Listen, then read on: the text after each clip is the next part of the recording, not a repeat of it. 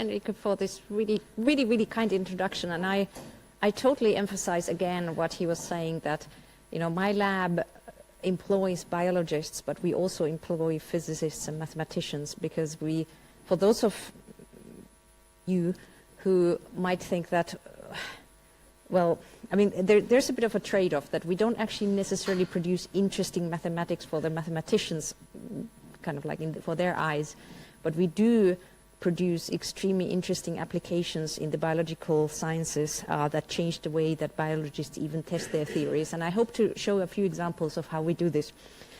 Now, I didn't put the title of my talk anymore onto this slide, because I promised to talk both about sex and about death. And the death aspects, this evolution of aging and lifespan, this is something that we work on a lot. But I only have 1 hour, or ideally even less. And I thought, there's so much to tell you about, the sexual diversity that is out there in nature, that, why don't I just focus on that? So the alternative fun title of this talk could be Sex Education for Mathematicians. But let's see how this goes. So here's a picture of flamingos.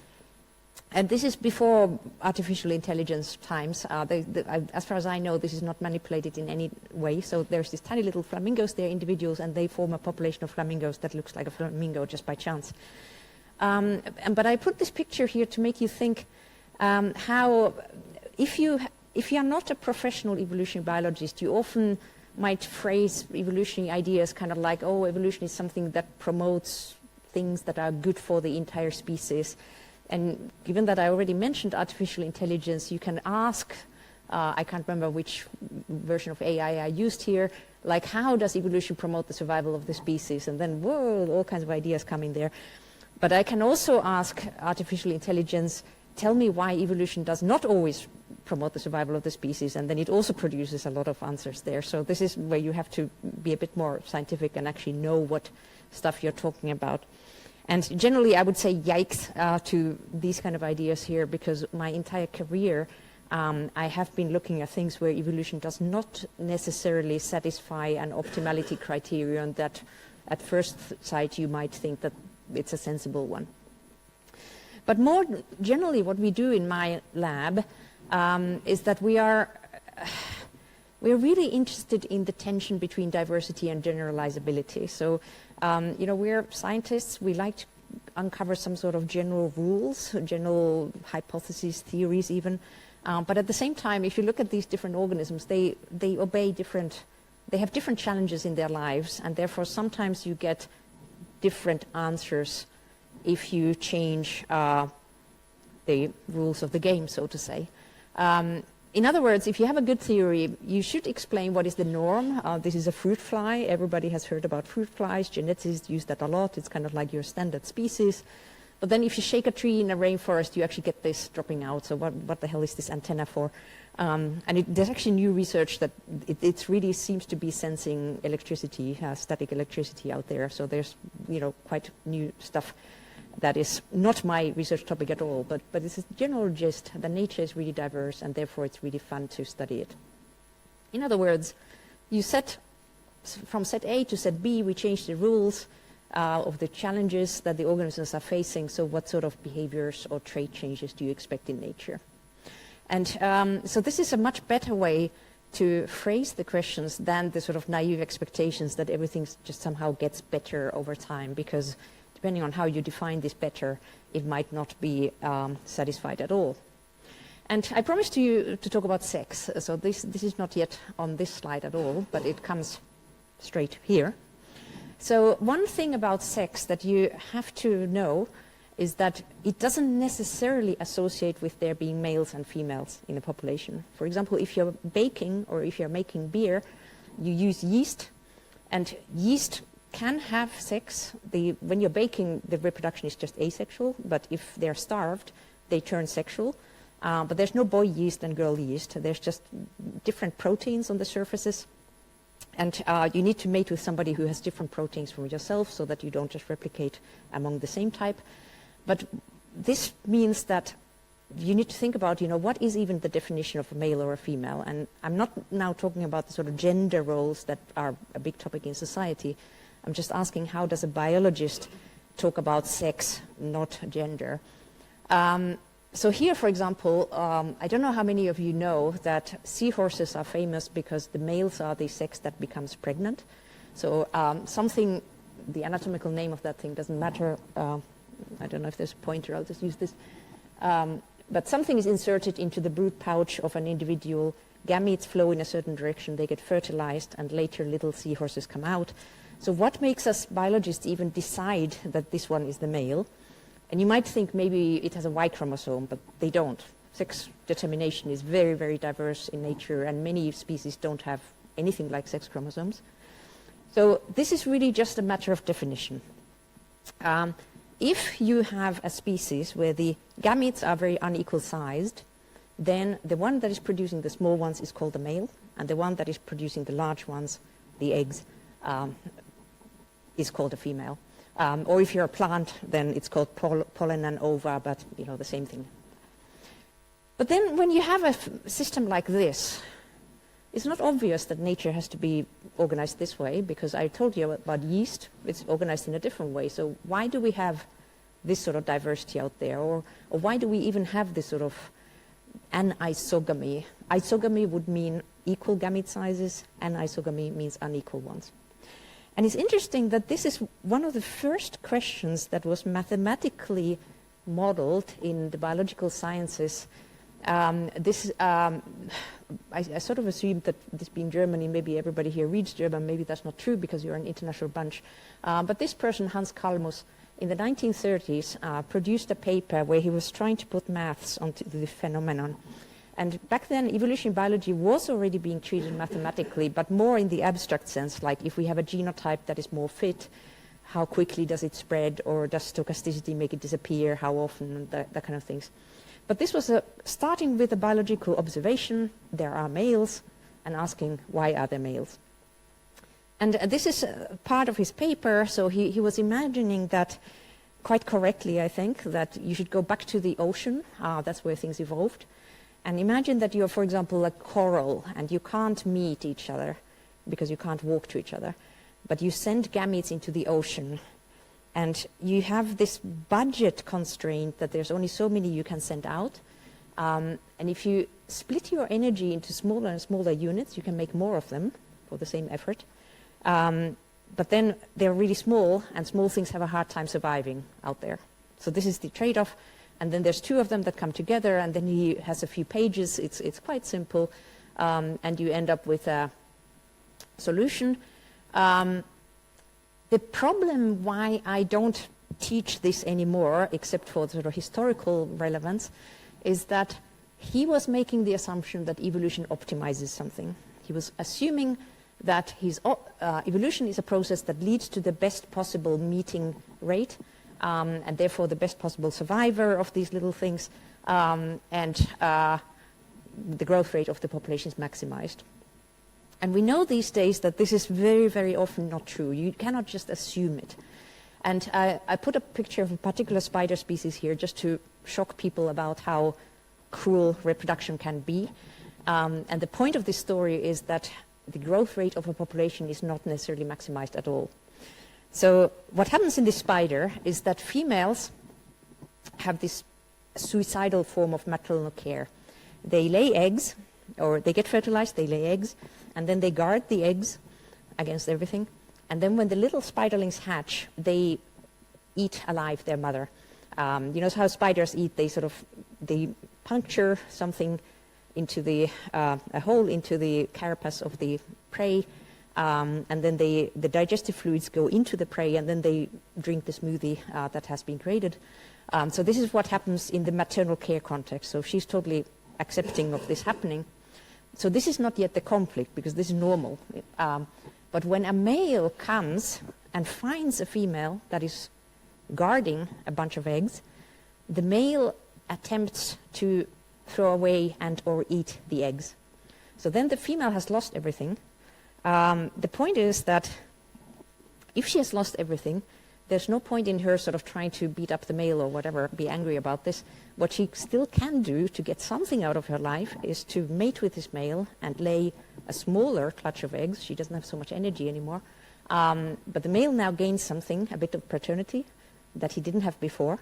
The female has lost most of the things, population growth is not maximized, but this can totally evolve.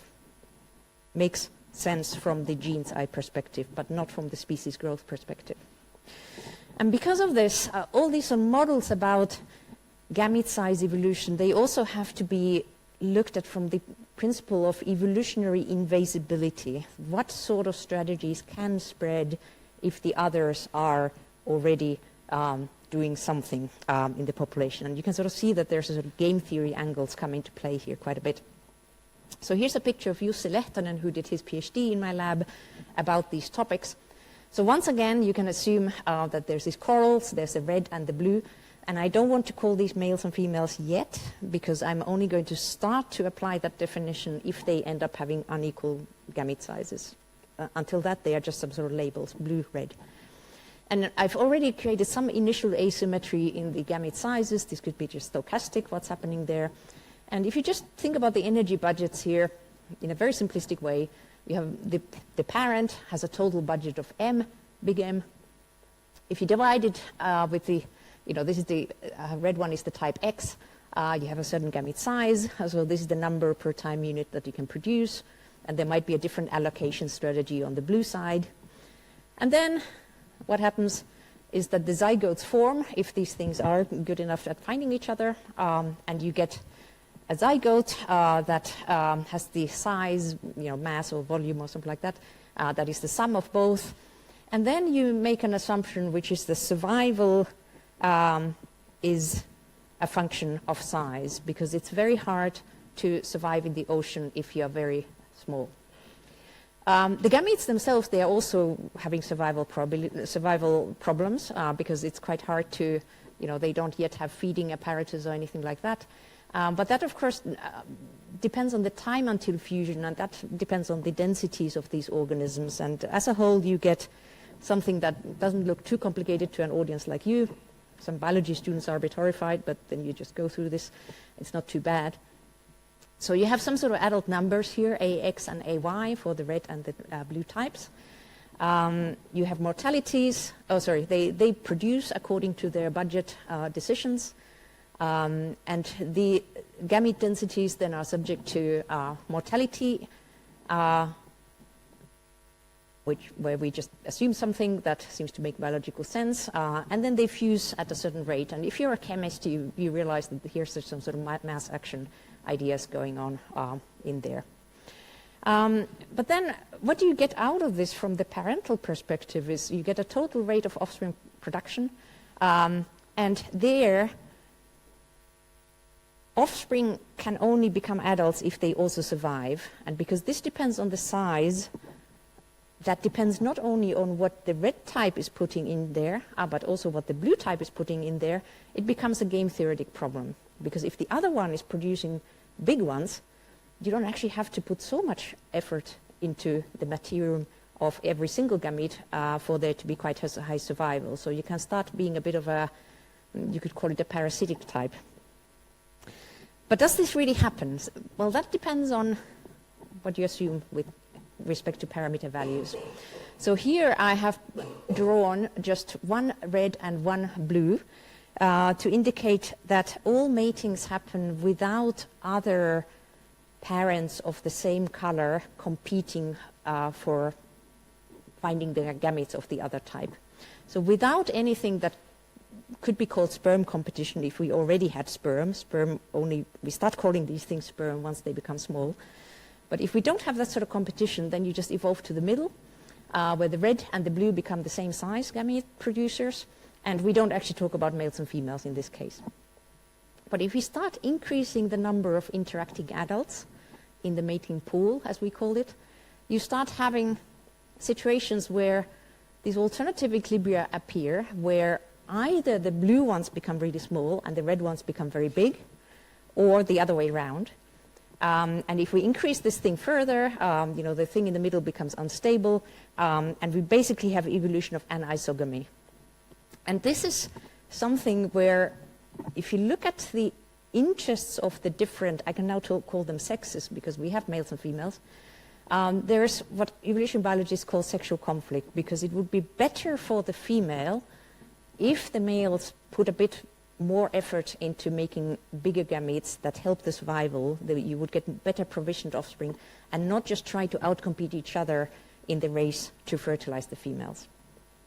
So this sort of sexual conflict that I will come back to, that you could see, for example, in the spiders, the competition to fertilize females, it appears in these sort of very primordial ideas about the competition in the sea very long time ago. But it's not the end of the story. It's not all just conflict, because we can start with the exact same situation, and we have some other parameters in the model as well, and we can vary them. And there's actually 3 different ones that are all related to some version of having it difficult, making it difficult for the gametes to meet each other in the ocean. And probably the simplest one is gamete mortality. If they're very short-lived, they often run out of steam before they even meet anyone. But you could also increase the distance between the adults. And then you also get into this situation where you get males and females, but for quite a different reason. Or at least the outcome from the female perspective is different. This is quite a cooperative solution, because now it's so hard for the gametes to find each other that it would be terrible also from a female perspective if the males made their gametes bigger, because then they would make fewer, and the female would run a significant risk that her eggs don't actually get fertilized. So this field is quite big, kind of like, what happens if there's internal fertilization, and why did internal fertilization even evolve, and so on and so on. These sperm competition models, there's very many of them out there. But I thought I will not tell you very much details of every single model that I'm going through, because I just want to showcase to you just how many exciting problems there are out there in this field. So I'm swiftly moving on to George Constable's work on the number of mating types. He actually ended up at a maths department at the University of York, where he's continuing to work on biological problems. And this particular biological problem is not on an isogamous species, so not on species where there's males and females, but on things like fungi, where often they have a lot of mating types. So like I said, like yeast is a fungus. We don't really talk about boy yeast, girl yeast, but we do talk about, sometimes people call them A and alpha, or they're called plus and minus. So yeast has 2 types, even though they don't have males and females. But then there's things like this one that has 143 mating types. Why? And then there's one species where you can sort of compute that they have about 20,000, because everything is just a combination of all kinds of different loci, different genes contributing to variation. And of course, no single population has so many mating types, because you just do a sampling of this. But anyway, there are some cases where there's many. So these are the different colors here. And he is somebody who's very interested in stochasticity and noise, and he thought about the fact that those species that have few mating types, there seems to be a covariation in how often they have sex. So fungal systems, they can, like your yeast that you have in your bread dough, it can replicate totally happily without sex, but occasionally they go for sex. And how often microbial or fungal populations go for sex seems to correlate with how many mating types they end up having. So the idea is really quite simple in this model, that if you have many bouts of asexual reproduction before you have sex, then just by chance, one type can become very dominating in the population. And only in those generations when you have sex, the rare mating types have an advantage. So this is called frequency-dependent selection, and it's because if you are rare, you have very many potential mating partners. Whereas if you are super common, and the rule is you cannot mate with an identical one, then you suffer in that generation when there's a lot of sex. So then we have an analytical solution out there, and then we have a numerical solution where we relax some slightly awkward assumptions in there. But you can see basically that if sex is very common, like in this particular fungus that I showed to you, then you can end up with these 400 mating types easy. Whereas if it happens like once every 1,000 generations, which is often the case in microbial systems, you end up with far fewer. So that was quite satisfying. But this, of course, it's quite far away from, the sex like humans know it, for example. So I now want to go back to systems where there are eggs and sperm and talk to you about some phenomena that can happen there.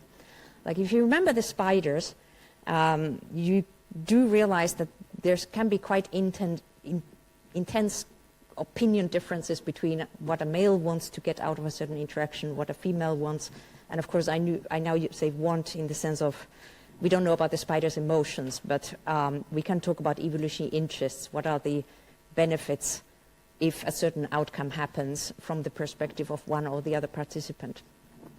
And humans, you can't read this text here. I will just pull out one thing from the abstract. This is looking at genetic signatures of selection in the UK Biobank, where a lot of people have agreed that, okay, you can use my sequenced genome for scientific purposes. And then you can just look at some sort of demographic data on how these humans have been able or have been reproducing, making reproductive decisions in their lives and lifespans and things like that.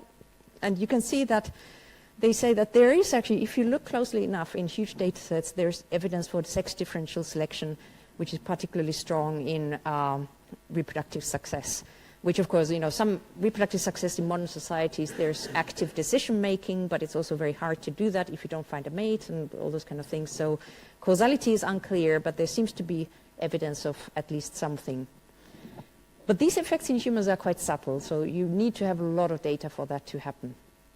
And it's nothing compared to, for example, this crazy example. It's happening in the species that really is called the tawny crazy ant. It's not called the crazy ant because of the genomic stuff, even though it's crazy. It's called crazy ant because if you disturb the nests, they run around like crazy, apparently. But when you look at the genetics, this is super crazy. So in this study that I played no role in, they found that almost every male in this population has an allele that if it ends up in females so that the female gets it both from the mother and from the father, this is what homozygous means, then the female is dead. Most females in turn carry one allele that kills males. So if you get that allele from your mother, the male is dead, and male ants have only a mother, not a father, so therefore the females lose half of their sons. So this is huge wastage, but it can be evolutionarily quite stable. And therefore, you could ask, why are there so many males in populations in the first place? I've already shown you the anisogamy evolution model, so the maleness, as in small gamete sizes, it evolves quite easily. But then why so many, given that they cannot actually lay eggs on their own, like females do? And this is a real economic question, for example, in chicken breeding. So there's a bit of a smudgy photo, but what you can see here is professional human beings who excel at looking at a chick and deciding if it's a male or a female when they're very young. And this is not a thing that, for example, I can do, but apparently you develop an eye for it, and then the females are kept because they lay eggs, and the males are, well, like in Germany, it's debated, they should be given happy lives if you're into animal rights and all that. But it clearly, the problem wouldn't even arise if we could select for a chicken breed that has more female than male offspring. And why evolution makes it so hard to select for some things and so easy to select for some other things, this is also a result of frequency-dependent selection. It also has this sort of flip side. This is the more positive side, that there are some situations where humans actually value the males more, like trophy hunting, where people want to go for the big males with the big antlers so that they can have the antlers on their living room wall. You could say that, well, if so many males are shot, doesn't this create selection for females to produce just more females instead of males, because the males will uselessly get shot? But this is actually not a worry. There are other worries, like smaller antlers might happen, but the sex ratio bias does not happen. And the equations are quite simple, but it's sort of more fun to show it in a cartoon format. So imagine here you have a population, you can count there's equally many males and females being produced, 4 of each. And if, let's say, there's 3/4 very strong mortality on the males because they get shot for their antlers, then there's this one male left, so he's going to have a really good time with the females. And these things cancel out exactly. So if 1/4 of the males can survive, but he then has 4-fold mating success because all the others are dead, then from the original mother's perspective, did you get a better pay of producing a male or a female? It's the same. No change at all, even though there was super much mortality. So this is why it's this whole field is really quite interesting in so many different ways. Also because I told you that what is really fascinating is the diversity, like how to, in those systems where you have males and females, how to make a male or how to make a female, it's super variable. So it's not variable in mammals where everything is red. It means there's always a XY system or sometimes XO, which means that there's just an X chromosome, but there's not a Y chromosome. That means that if you have 2 X's, you're a female, and if you have just 1, you're male. But there are many other situations. For example, you might know this, that if you're a turtle, then the temperature where the egg is developing determines whether you switch on the male or the female developmental pathway, and so on. You can see lots of colors in there. But this has consequences for very many surprising things, and I'll just mention one. This is an example that we actually submitted, or the students submitted this paper to a journal this very morning, so we are hoping that this runs well. And the study has been done in Finland, where I happen to be from, by a Finnish researcher, where, this is what Finland looks like. And you can see a lot of beautiful pine trees, but if yeah, it looks like this in the summer. Right now it looks a bit different. But also these things only you find in the summer. So if you look closely, if you're the owner of those trees, you might be worried because there's this awful pest species. It's called the pine sawfly, and they eat the needles of the trees, and they can get very numerous, and it can actually become a problem for the trees. But they're very attractive as food sources for birds, except there's a certain unattractiveness about them as well, and I will tell you what we have found out about them. So this is Karita Lindstedt, who is the researcher in Finland, and here's Abhay, who visited Mainz from India last year and did all the equations for this. The problem is the following, and this is now something about cooperation between males and females. I've been talking to you a lot about conflict, but there's also a cooperative aspect. And sex determination is important here because one of the, you saw the colorful bubbles. There's very many ways to make a male and female. And in this species, they are what's called haplodiploid, just like the ants. Males have only one set of chromosomes. There's no Y chromosomes or whatever. They just have one of everything. And females have 2 of everything. This means that if a female mates with a male, then you get one set of chromosomes from each, and you develop as a female. Whereas if the female lays an egg that is not fertilized, you will get a male. So males have no father. Males just have like half of their mother, and that's how males are made. But when they are larvae, they look totally the same. You can't really, you can genotype them and then you realize who is who, but to the eye, you cannot really distinguish them. But they're both equally yummy in principle, but they have a defense against predators, which is that when you can do this in the lab by taking, you squeeze them a little bit with tweezers, and they will regurgitate a really sticky liquid that they get the chemicals from the needles, and it's kind of awful tasting. And if a bird managed to eat the whole larva, then they would just digest it, and this is fine. But if they actually taste it, then birds behave like this. They really don't want to touch that. And this is a cooperative behavior, because if one of you does this, the rest are also saved, right?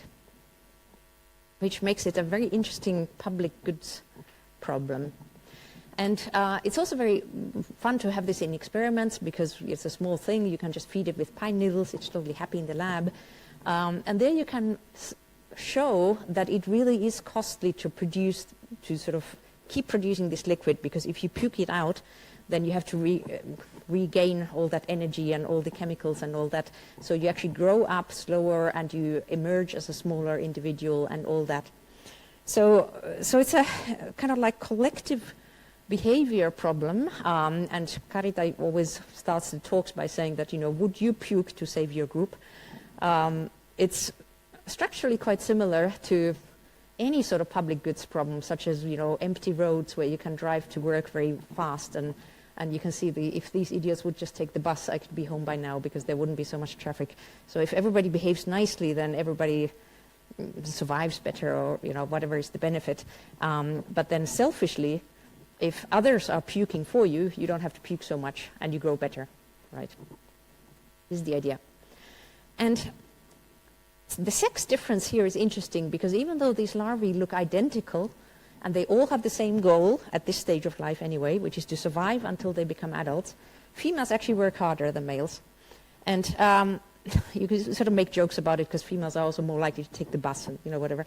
But as a scientist, you really want to understand, like, how can this be? You know, why would you get such a, under what conditions would you expect a sex difference in investing in the entire group's survival? So we don't know, it's quite hard to get data from nature for, you know, what sort of curve would you assume here? You have a defender proportion in a brood. Probably even if everybody defends all the time, you don't always get 100% survival, so let's make the curve stop somewhere. And also, you might survive even if nobody defends, but in between, the shape could be whatever. So let's just assume something and see what are the consequences. And this kind of just summarizing to make you think with me here, that siblings are related to each other. So if a gene is switched on and makes you puke very readily, then it also saves copies of the same gene in the siblings without them having to puke, if the bird is scared away. It saves copies of itself in other individuals, but the relatedness is quite complicated because of this haplodiploidy. It's not like in humans where it's 50% between full siblings always. Haplodiploidy is also relevant for another reason, which is that there's two different ways how you can produce a male. Well, they always come from unfertilized eggs, but the mother can be unfertilized in two different ways. One is that she might never have mated, so then she can only make males. She cannot make females. Or she might have mated, but she effectively chooses not to use sperm for every egg that is laid. And if this is the case, then we get overall larval sex ratio in the population that is a very simple expression of those different pathways of creating males. And then also some things about the system we know very well, but other things we don't really know, such as, where exactly are these genes in the genome of the critters? Is defense a recessive or a dominant trait? You remember this from your biology lectures at school. But here you have to remember that if the males are haploid, so they cannot have dominance or recessiveness at all. They just have one copy, and it's always expressed. We can also assume that males and females, they just have to obey what is in their genes. It's the same gene. They come from the same mothers. Or it could be that the males have a separate developmental pathway that says that, oh, I'm a male, therefore I will develop differently. So they might use different variants of the gene for that. So here's kind of like, just a summary of the model assumptions. We don't know which one of these is more likely in nature, but we can look at the consequences of each of them.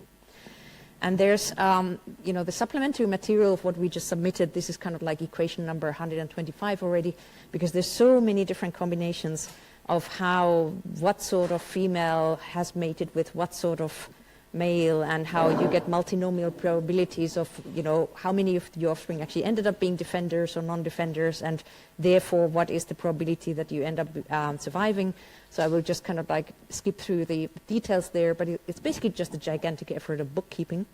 And you get outcomes that are summarized like this. So what I have here is on the x-axis, I'm assuming something about the female cost and the male cost. So these are measuring how much are you harming your own future success if you end up putting a lot of contributions into the group survival. So you grow to be smaller, you metamorphose at a smaller size, and as an adult you might be a bit crappy as a competitor and all that. And this might be different for males and females because as adults they have to do different things. So on the diagonal, the cost is the same. Now the outcome of the model is indicated, firstly, the size of the bubble means how much defense is happening in the groups as a whole. So big bubble, lots of puking. Zero, no bubble, nobody wants to defend. So it's quite logical that the bubbles get smaller when you move to the top right. But then the shading is whether there's a sex bias evolving in the model. So blue, stereotypically more males. Males are more helpful, more red, females are more helpful. So what you can see here is that in this constraint model where it's just the same gene that just happens to be expressed in the males always, whereas in females it can be dominant or recessive. If it's recessive in females, females always help less. If it's dominant, it's females always help more. And there's a very simple equation that you can show that this just has to be the case because of the way dominance and recessive work as population genetic assumptions. So this is not very exciting. More exciting things happen when we assume that the males and females can actually evolve different, you could say, strategies of how to deal with the situation. Which one evolves to maybe free ride on the efforts of the other sex?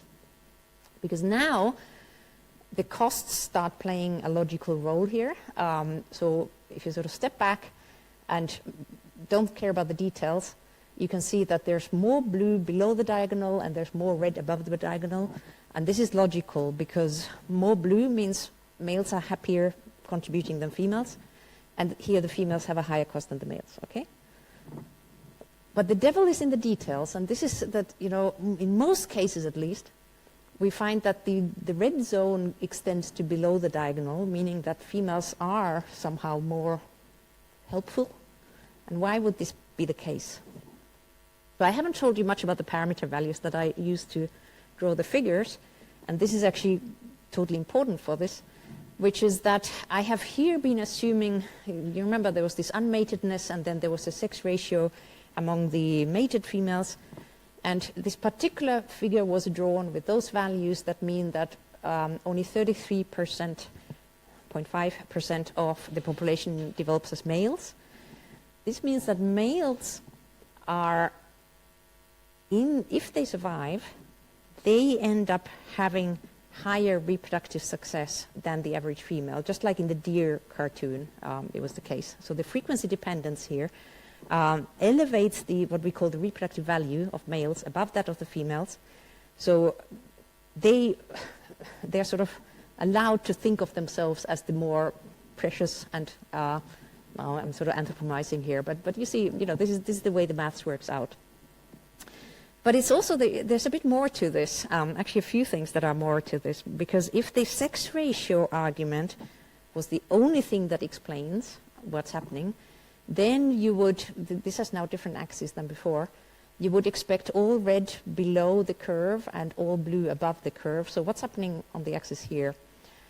Here are different ways to create sex ratio biases in the population. You have the unmatedness among the female mothers on the x-axis, and you have the R, the sex ratio among the offspring on the y-axis. And everywhere in this sort of above and to the right of the curve, you do have more males than females, and vice versa on the other side. So the males are the more common sex everywhere in the yellow region, but they actually, sometimes they are more helpful and sometimes they are less helpful. And this shows the kind of like, you know, the final thing that's happening here is that there's different routes to the male bias. I've already told you this. And that impacts on who is actually associating with whom, like who is living together next to the same needles when you're trying to survive on the tree. So if the R is high, then there are a lot of males being produced, but they are always produced in mixed brood still, so they still have sisters around them, right?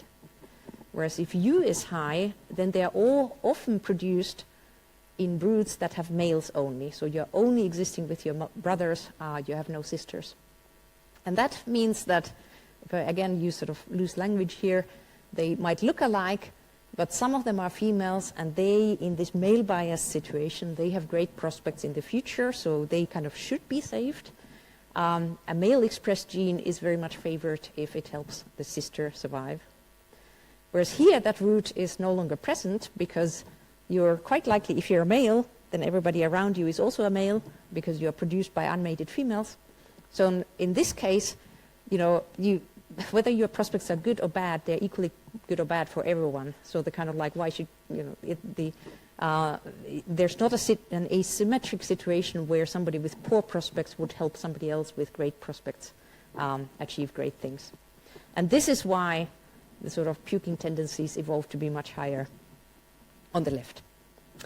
And if I have still time, I would like to tell you one more story. Good. Because I've been telling you about this frequency dependence on the sex ratio, and I've been telling you about weird ways to create males and females.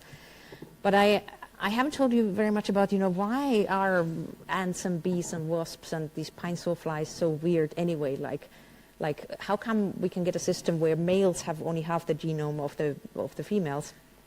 And this is a PhD student who finished last year in my lab, asking, among other things in her PhD, where does this haplodiploidy come from in the first place?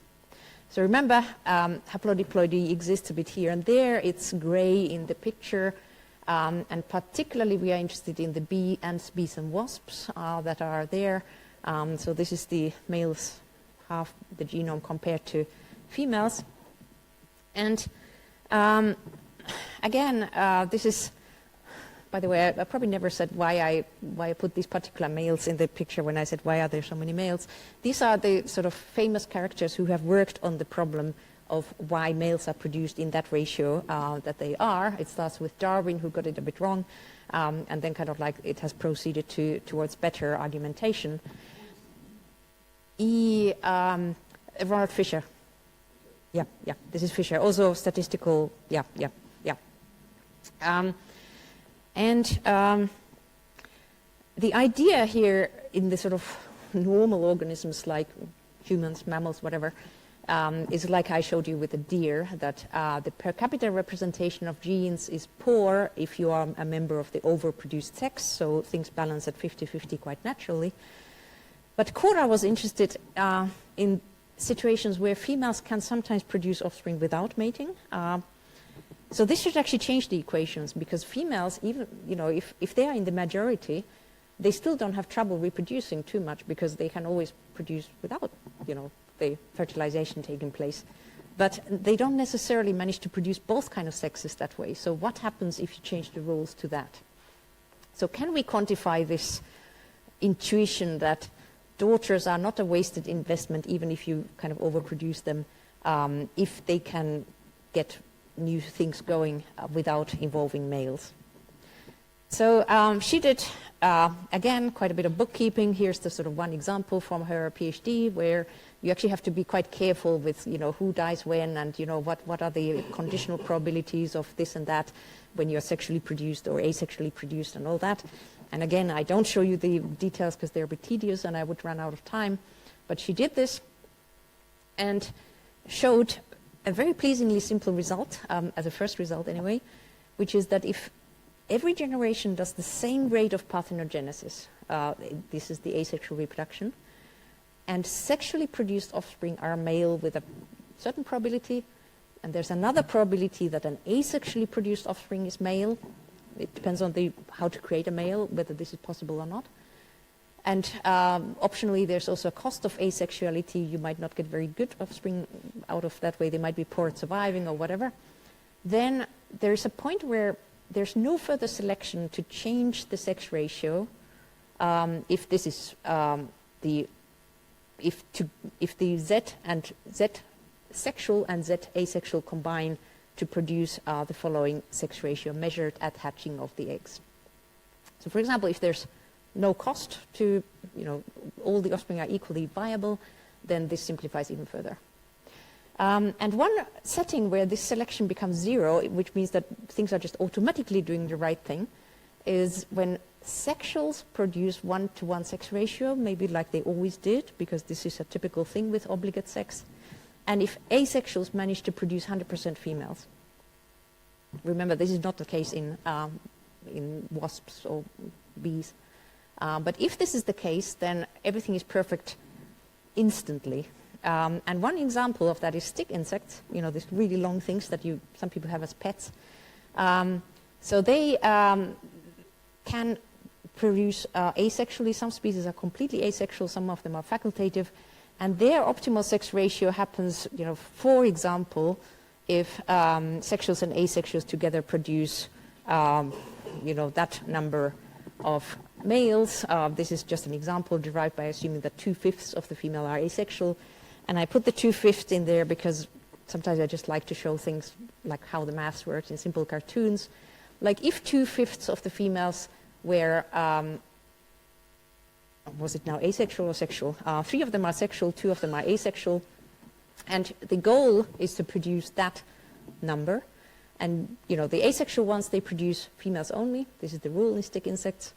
Whereas the sexuals produce males and females in equal ratios. And you can just sort of see that 3 out of 10 are male, which is perfectly the goal, works. You don't have to sort of have evolution working on this. It just happens automatically from the sex determination mechanism, which is called telotoky, just a technical name for it. And if the asexuality happens to spread, it's a neutral trait in this case, if it happens to become a bit more common, there's no selection to have to adjust the sex ratio to match the new rate of parthenogenesis, because now the goal is to have only 20% male production. And you can see that, again, it happens just automatically. Which is why in some systems, like the stick insects, it's very relaxed and, you know, they can do whatever they like. They can be asexual, they can be sexual, they are always doing the optimal thing.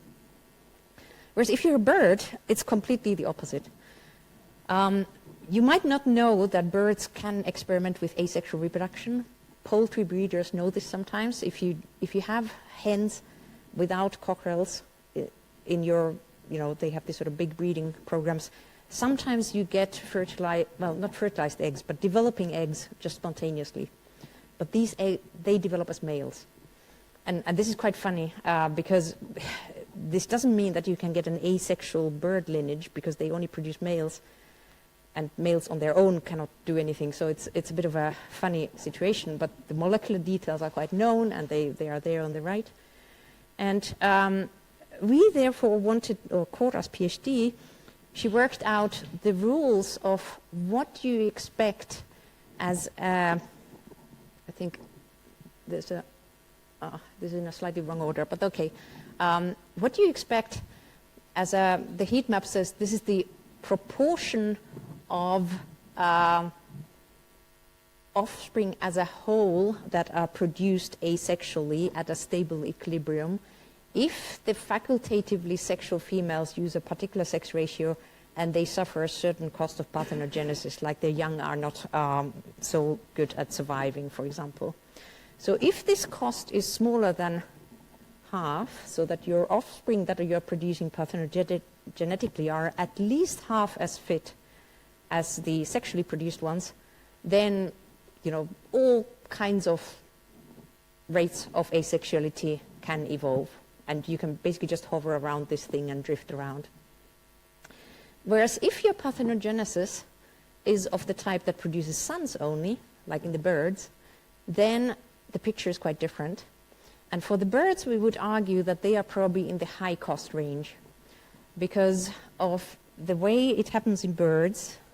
The reason that birds can at all produce males without mating is that birds have the opposite sex chromosomes than mammals. So mammals, you're used to thinking X and Y. Birds have Z and W. They don't actually look like those letters, but we just call them that so that we remember that they are not following the same rules. So females have 2 different sex chromosomes and males have the 2 same ones. That means that if a bird mother is not fertilizing her eggs and just puts one of those chromosomes into the egg, and if there happens to be duplication, chromosomes can, you know, double themselves, then you get either a ZZ or you get a WW. Now ZZ, according to the bird rules, is a male, so this can happen. So from the female genome, you halve it, double it, you get a male. Whereas a WW is nothing. That chromosome is too short on its own, it cannot create a viable offspring. So half of your offspring die, but probably the remaining ones are not very good because they are super inbred in the sense of they have the identical chromosomes, just 2 copies of themselves, and this tends to be bad for exposing the deleterious alleles. So birds cannot really do this in a viable way. But there are areas here where you could say that, well, if we had an organism that manages to have this cost smaller, then you get either into the region where you predict that some females should be facultatively sexual and others should be completely sexual, or you can get into this region where everybody is facultatively sexual, but even if everybody is that, then based on the y-axis value, you get only up to that level of asexuality evolving. So this is where Cora is arguing this might be where those funky ways of creating males came from, like ants and wasps and bees. Also because we know that it is possible to get diploid males in these systems. So I remember I told you that males are haploid, males are haploid, males are haploid, except sometimes they're diploid. And this happens if they're inbred. So if you get 2 copies, identical copies, next to each other of the chromosomes, you don't have diversity at that locus, then you actually develop as a male. So inbred honeybee colonies can end up producing diploid males. So this is where the model that I showed to you, it actually points to a really cool hypothesis for how this haplodiploidy evolved, except that it wasn't novel. When she checked the literature, somebody had published it in the 1980s. She came to my lab or my room one day and said that, we have been scooped by 40 years. But it was quite a satisfying sort of rediscovery, because this was known already back then that those creatures, they use, haplodiploidy is one phrase, but really, if you look at the details, it's called complementary sex determination. So this is what I told you. If you have the male with his 1 set of chromosomes and the female with 2, then you get females this way. If she lays unfertilized eggs, you get males. But if you get an inbred thing, you can end up with a diploid male. According to these rules, you could say that, well, maybe long time ago, like we're talking millions of years, we can't measure these things, but hypothetically you could say that maybe there was a diploid ancestor for these, like in many other insects, like Drosophila or whatever, and then you have this complementarity so that this one is the male and you would never get the haploids yet in the system. But according to the modeling that we have produced, and that she also discovered has been produced a bit earlier in this particular context, that if you assume this diploid ancestor, both males and females diploid, complementary sex determination, and then accidentally you produce haploids, according to these rules, they are male. They might not be very good males because the species is not used to being haploid, and the dosage compensation and other fancy genetic terms, it might go a bit funny. But as long as they are at least half as fit as diploid males, then the rules of sex determination say that parthenogenesis can start spreading. They don't have to do things ideally yet. And then there is selection to correct the sex ratio, so this is not as ideal as in the stick insects that do automatically everything perfectly immediately, but there's now selection to produce more allelic diversity at this sex determination locus to be able to get more females into the system. So if these alleles happen, then new alleles go into the case, and then we end up with the current situation. And this is kind of like the end of the story. I just want to give credit to the guy who had this idea already in the 1980s. He's an emeritus now. He's still alive. Cora, my student, has Zoomed with him. He's very happy that we have revived his idea. It's a weird idea because it was initially cited, but then back then there was no evidence because people didn't have the molecular tools to look at these creatures very much in detail. These days we have the tools, we can sequence the hell out of everything, and you can actually go and look at potential organisms that might be on the way to become like that. For example, this butterfly here, where the details don't matter here, but there's basically huge diversity in the sex-determining locus, possibly because this is a situation where that's the only way to get enough females into the system. And with that, I've already talked for an hour, so I think I'll just end here. Thank the amazing people that I have worked with. I thank, of course, the Alexander von Humboldt Stiftung for bringing me to Germany and giving money to fund all these adventures. And yeah, thanks for listening.